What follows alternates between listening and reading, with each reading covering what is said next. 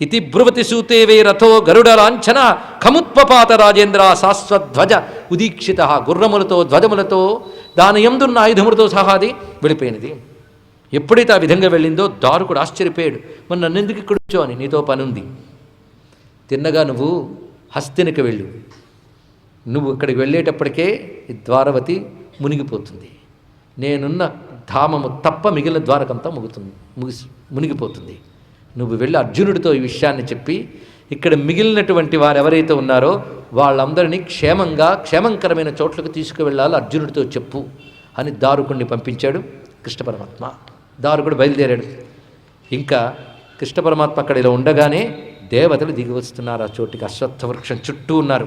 వచ్చిన వాళ్ళు పితర సిద్ధ గంధర్వ విద్యాధర మహోరగా చారణ యక్షరాక్షాంస కిన్నరాప్సరసో ద్విజా మహేంద్ర ప్రముఖా దేవా మునయ సప్రజేశ్వరా అథ తత్రాగమద్ బ్రహ్మా భవాన్యాచ సమం భవ. భవానీ సహితుడైన శివుడు, వాణీ సహితుడైనటువంటి బ్రహ్మ, శచీ సహితుడైన ఇంద్రుడు, ఇలా దేవతలందరూ వచ్చి పరమాత్మ ఈ భూమి మీద ఉన్నటువంటి ఆ క్షణాలని చూడడం కోసం వచ్చారు. వాళ్ళు అక్కడ వచ్చి పరమాత్మ యొక్క గుణములను గానం చేస్తూ నమస్కరిస్తూ ఉంటే పరమాత్మ లేచి నిలబడ్డాడు. కాలిగాయం అంతా నెపమే. లేచి నిలబడ్డాడు. ఆయన చతుర్భుజాలతో శంఖచక్ర గదాగ్నములతో భాషిస్తున్నటువంటి పరమాత్మ లోకాభిరామాం స్వతను ధరణాధ్యాన మంగళం యోగధారణయాగ్నేయా దగ్ధ్వా ధామా విశత్స్వకం. పరమాత్మ లోకాభిరామమైన తన శరీరాన్ని యోగధారణయాగ్నేయా దగ్ధ్వా, ఆయన కేవల తన యోగశక్తి చేత అగ్నితో కాల్చవలసిన అవసరం లేకుండా తన శరీరంతో సహా పరంధామానికి వెళ్ళాడు పరమాత్మ. అది తెలుసుకోవాలి ఇక్కడ. అదగ్ధ్వా అని అర్థం చేసుకోవాలి ఇక్కడ. అంటే స్వామి శరీరం మిగల్లేదు, తన శరీరంతోనే తాను వెళ్ళిపోయాడు. వచ్చేటప్పుడు చతుర్భుజాలు శంఖచక్ర గదాబద్ధములతో ఎలా ఆవిర్భవించాడో అది బాల విష్ణు రూపమైతే ఇది యువ విష్ణు రూపం ధరించి అదే విధంగా పరంధామానికి వెళ్ళిపోతున్నాడు. ఆ వెళ్ళిపోతుంటే స్వర్గంలో దుందుబులు మారుమ్రోగుతూ ఉన్నాయి. క్రింద దేవతలు చూస్తున్నారు. మబ్బుల్లో మెరుపులాగా స్వామి రూపం వెళ్ళిపోతూ ఉంటే కొంతసేపటికి అది కూడా గోచరించలేదు. ఎప్పుడో నమస్కరిస్తున్నారు. ఈ విధంగా భగవానుడు తనదైన ధామానికి తాను చేరుకున్నాడు కృష్ణ పరమాత్మ. వెంటనే దారుకుడు వెళ్ళి చెప్పగానే భయపడి అర్జునుడు వచ్చాడు. వచ్చిన వెంటనే అసలు విషయాన్ని చూశాడు. ఏమున్నది అక్కడ? వసుదేవుడి వార్త తెలిసిన వెంటనే పద్మాసనం వేసుకొని ధ్యానంలోంచి శరీరాన్ని త్యజించాడు. ఇక్కడ తాను నవయోగుల వల్ల విన్న దాన్ని సిద్ధి పొందాడు. దేవకి అతని మార్గాన్ని అనుసరించింది. ఇలాగ కొందరు తమ తమ శరీరమును త్యజించితే కొందరు జీవించిన వారిని క్షేమంగా తీసుకువెళ్ళాడు అర్జునుడు. వారిని ఎక్కడుంచాలో అక్కడుంచాడు. పైగా అనిరుద్ధుని పుత్రుడైన వజ్రుని సముద్రంలో మునిగిపోగా మిగిలిన ద్వారకకి పట్టాభిషిక్తుని చేశాడు స్వామి. ఇప్పటి వరకు మనం ఏదైతే విన్నామో అది కృష్ణ పరమాత్మ లీలలతో పాటు ఆయన పరంధామానికి వెళ్ళినటువంటి ఘట్టాన్ని ఎవరైతే వింటారో వారు సర్వపాపముల నుంచి ముక్తులై కృష్ణ భక్తిని పొందుతారు అనే విషయాన్ని చెప్పాడు. తద్దేవదేవస్య విష్ణో కర్మాణి జన్మచ కీర్తయేత్ శ్రద్ధయామర్త్యః సర్వపాపై ప్రముచ్యతే ఇత్థం హరేర్భగవతో రుచిరావతార వీర్యాని బాలచరితాని చ శంతమాని అన్యత్ర చేహత సుతాని గురున్మనుష్యో భక్తిం పరాం పరమహంసగతౌ లభేత. బాల్యము నుంచి ఇప్పటి వరకు కృష్ణుడు చేసిన లీలలు ఎవరైతే నిత్యస్మరణ చేస్తారో వారికి పరాభక్తి లభించి పరమహంసలు పొందే స్థితిని పొందుతారు. ఇది భగవానుడైన కృష్ణుని యొక్క చరిత్ర అంటూ తరువాత వచ్చినటువంటి రాజులు వాళ్ళ గురించి కూడా చెప్తూ క్రమక్రమంగా కలి ముదిరి అనేక వస్తువుల సారములు పోతాయి సుమా లోకంలో. అల్పజీవులు మిగులుతారు. కలిలో అసత్యం, నిద్ర, కునికిపాటు, హింస, విషాదం, శోకం, మోహం, భయం, దైన్యం ఇవి ఎక్కువగా ఉంటాయి. ఇవి ఎక్కువగా ఉన్న కాలం పేరు కలియుగమని తెలుసుకో. ఓ పరీక్షిత్ మహారాజా, కలియుగంలో అన్నసారం పోతుంది, అతివృష్టి అనావృష్టులు ఎక్కువ అవుతాయి, అందరూ ఉద్విగ్న చిత్తులే. చూసారా ఇప్పటి పరిస్థితి? టెన్షన్ పిల్లాడి దగ్గర నుంచి ప్రతివాడికి తెలిసిన విషయం, కలియుగ లక్షణం. అంతేకాదు వారికి భగవత్కథల మీద ఆసక్తి ఉండదు. పైగా భగవత్కథలతో తరించగలరు కలియుగంలో, కానీ వాటి మీద ఆసక్తి ఉండదు. భగవానుడైనటువంటి వేదవేద్యుడైన భగవంతుని విడిచిపెట్టి భ్రాంతులై ఇంకా వేటివేటినో పట్టుకుంటూ వాళ్ళు ధన్యులు కాలేరు. ఈ మాట నేననలేదు, పరీక్షణ్ మహారాజు సుఖయోగేంద్రుడు చెప్తున్నాడు. కలౌన రాజన్ జగతాం పరంగురుం త్రిలోకనాథానత పాద పంకజం ప్రాయేణ మర్త్యా భగవంతమచ్యుతం యక్షంతి పాషండ విభిన్న చేతసః. ఇది చెప్తే ఒకవేళ సహించగలిగితే కలియుగం లేదనుకోవచ్చు. ఇది చెప్తే చాలామందికి తట్టుకోలేరు, కానీ అంతే కలియుగం ఉందని అర్థం తెలుసుకోండి. ఏమనంటున్నాడంటే కలియుగంలో మానవులు పాషండుల్ని ఆశ్రయించి సర్వలోక వంజ్యులు వేదవేద్యులైనటువంటి పరమాత్మని విస్మరిస్తారు, ఆయన స్మరించరు. ఇది తెలుసుకోండి. అందుకు కొత్తవన్నీ తయారయ్యి కృష్ణ రామ శివ ఇత్యాది స్మరణ లేకుండా ఉండే యుగం పేరు కలియుగం. కృష్ణుడు రాముడు శివుడు అమ్మ వీటిని విడిచిపెట్టి వేద ప్రతిపాద్యమైన దేవతలను విడిచిపెట్టి ఇతరులను ఆశ్రయించే వాళ్ళందరూ కలియుగ ప్రభావం ఉన్నటువంటి వారే. వీరున్న యుగం పేరే కలియుగం అన్నాడు సుఖయోగీంద్రుడు. ఈ శ్లోకంలో భావం అది. పాషండ విభిన్న చేతసః స్పష్టంగా చెప్పాడు. అసలు పోతూ కృష్ణ అనుకుంటే చాలు ముక్తి పొందిపోతారే, అలాంటి వాడిని తలంచుకుని స్మరించిపోయే యుగం కలియుగం అయితే అంత చక్కటి అవకాశాన్ని కోల్పోతున్నారు మానవులు. పుంసాం కలికృతాం దోషాన్ ద్రవ్య దేశ ఆత్మ సంభవాన్. కలియుగంలో ద్రవ్య దోషం, దేశదోషం, ఆత్మదోషం అని 3 దోషాలు ఉంటాయి. వస్తువుల్లో దోషం, ప్రాంతాల్లో దోషం, నీ బుద్ధిలో దోషం. ఈ 3 దోషాలని కూడా సర్వాన్ హరత చిత్తస్థో భగవాన్ పురుషోత్తమః శృత సంకీర్తితోధ్యాత. అలాంటి కృష్ణుని ఈ యుగంలో శృత విన్న, సంకీర్తత పూజించిన, ధ్యాత ధ్యానం చేసిన, పూజిత పూజించిన, ఆదరించిన వాడు అనేక వేల జన్మల నుంచి చేసుకున్న పాపాలు పోగొట్టుకుని ధన్యుడవుతాడు. అలా కృష్ణుని పట్టుకోవడం కోసమే ఈ భాగవతమయ్యా అన్నాడు ఇక్కడ. కలేర్దోషనిధే రాజన్ అస్తి ఏకో మహాన్ గుణ. దోషనిధి అనే కలియుగంలో ఒక అద్భుతమైన గుణం ఉంది. ఏ యుగంలో లేదది. ఏంటో తెలుసా? కీర్తనాదేవ కృష్ణస్య ముక్త సంగం పరం వ్రజేత్. కృష్ణ కీర్తనతోనే వాడు ముక్తి పొందగలడు అంటూ వివరిస్తూ, రాజా ఇప్పుడు నేను చెప్పినదని విన్నావుగా, కాబట్టి ఇది విన్నాక కూడా నా శరీరాన్ని తక్షకుడు కాటు వేస్తాడని పశుబుద్ధి వదులుకో అన్నాడు. ఇక్కడ చిట్ట చివరికి వస్తున్నాడు. ఎవరు? సుఖయోగి. అసలు కదా మర్చిపోయారా ఎవరెవరితో చెప్తున్నారు? త్వంతు రాజన్ మరిష్యేతి పశుబుద్ధిమిమాం జహి. కాబట్టి నేను చచ్చిపోతున్నాను అని పశుబుద్ధి వదిలేయి. నన్ను తక్షకుడు 7 రోజుల్లో కాటేసేస్తాడు, నేను చచ్చిపోతానని పశుబుద్ధి వదిలేయి. ఎందుకంటే దేహంతో పుట్టి దేహంతో చచ్చేవాడివి కావు నువ్వు. నజాత ప్రాగభూతోద్య దేహవత్వం ననక్షసి. దేహము వలే పుట్టి మరణించేవాడవు కావు నువ్వు. ఇంత విన్నాక అవునా అని అడగడగా, అడిగితే మళ్ళాంటి వాడు అవుతాడు, కానీ పరీక్షిత్ ఎలా అవుతాడు? అదే పరీక్షిత్తు జాగ్రత్తగా వింటున్నాడు. ఏవమాత్మానమాత్మస్థం ఆత్మనైవామృష ప్రభో. చివరి వాక్యములండి. ఇది శుకుడి అంతిమ వాక్యములు మనం వింటున్నాం ఇక్కడ. సుఖయోగీంద్రుల అంతిమ వాక్యములు. చెప్పిన మహానుభావుడు వెళ్ళిపోతూ చెప్పిన మాటని శ్రద్ధగా చెవులు వేసుకోవాలి ఇక్కడ. ఏవం నేను చెప్పిన విధముగా ఆత్మానమాత్మస్థం ఆత్మనైవామృష ప్రభో. నేను చెప్పిన విధముగా నువ్వు నీ చేత నీ రూపమైన పరమాత్మ నిరంతరం చింతన చేస్తూ ఉంటే నశించని అమృత వస్తువుతో తాదాత్మ్యం పొందు. మృత లక్షణం కలిగిన దేహము నువ్వు కాదనే జ్ఞానంలో నిలిచిముండు. అప్పుడు చచ్చే శరీరం నువ్వు కానప్పుడు, చావని పరమాత్మ నువ్వని తెలిసినప్పుడు నేను చావననే జ్ఞానంతో ఉంటావు, కానీ నీకు తక్షడు కాటేస్తాడు అనుకుంటావా?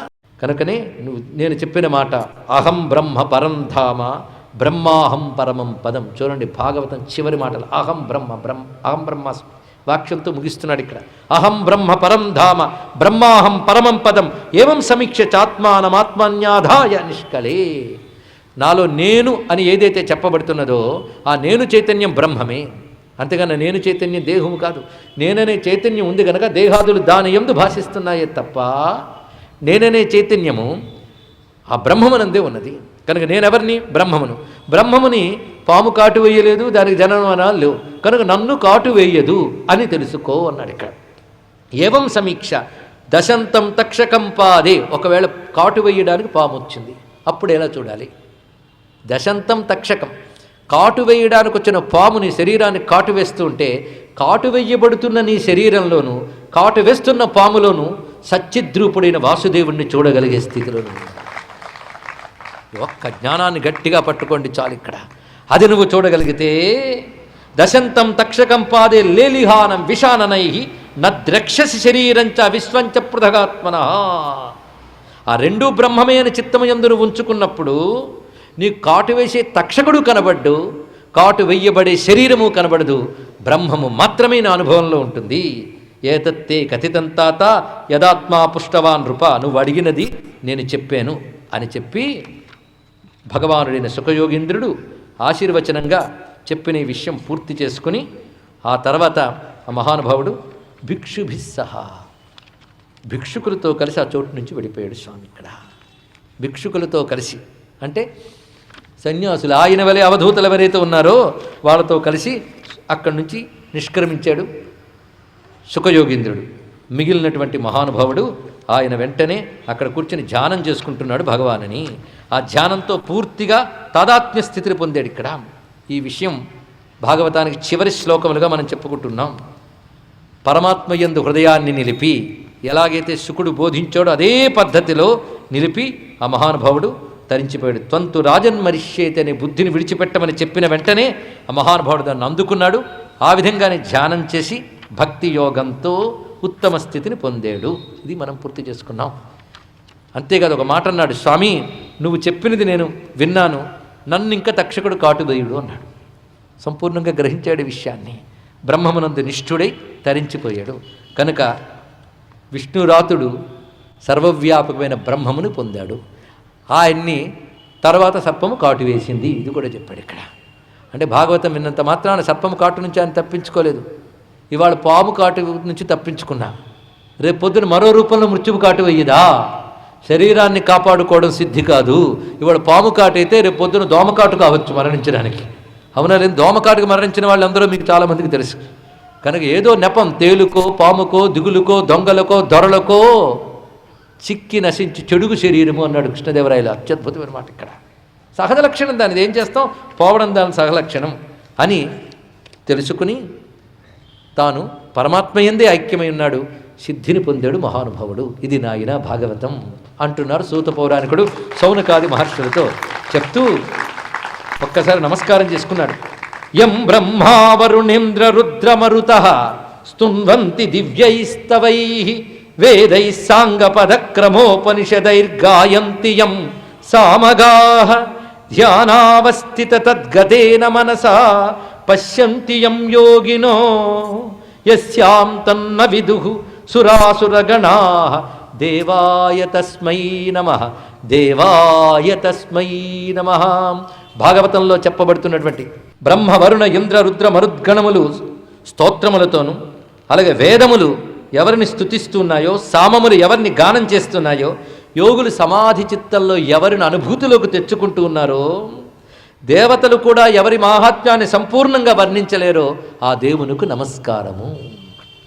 కస్మై ఏన విభాసితోయమతులో జ్ఞాన ప్రదీప పురా తద్రూపేణ చ నారదాయ మునయే కృష్ణాయ తద్రూపిణా యోగీంద్రాయ తదాత్మనాథ భగవద్రాతాయ కారుణ్యతః తచ్ఛుద్ధం విమలం విశోకమమృతం సత్యం పరం ధీమహి సత్యం పరం ధీమహి. కల్పారంభంలో బ్రహ్మదేవునికి ఈ జ్ఞానాన్ని ఎవడిచ్చాడో, ఎవడు బ్రహ్మ ద్వారా నారదునికిచ్చాడో, ఎవడు నారదుని ద్వారా వ్యాసునికిచ్చాడో, ఎవరు వ్యాసుని ద్వారా సుఖయోగిందునికిచ్చాడో, ఎవడు సుకుని ద్వారా పరీక్షిన్ మహారాజుకిచ్చాడో, అటువంటి శుద్ధమైన నిర్మలమైన అమృతస్వరూపమైన నారాయణుడు అనబడేటటువంటి ఆ సత్యపర స్వరూపాన్ని నేను ధ్యానిస్తున్నాను. పూర్తి చేశాడు మొత్తం భాగవతం. అంటే ఎవరెవరికి ఇచ్చారో చెప్పడం కాదు, ఒకరి ద్వారా ఒకరికి ఇచ్చినది కృష్ణుడే. ఆయన అనుగ్రహిస్తేనే భాగవతం లభిస్తున్నది. భవే భవే యథాభక్తి పాదయోస్తవ జాయతే తథా కురుష్వ దేవేశ నాథస్త్వన్నో యత ప్రభు. యోగీంద్రాయ నమస్తస్మై సుఖాయ బ్రహ్మరూపిణి సంసార సత్పదష్టంయో విష్ణురాతమము ముచత్. పాము కాటు నుంచి శరీరాన్ని రక్షించలేదు కానీ సంసార సర్పము యొక్క కాటు నుంచి పరీక్షిత్తుని కాపాడినటువంటి సుఖయోగీంద్రుడికి నమస్కారము. ఒక్క మాట.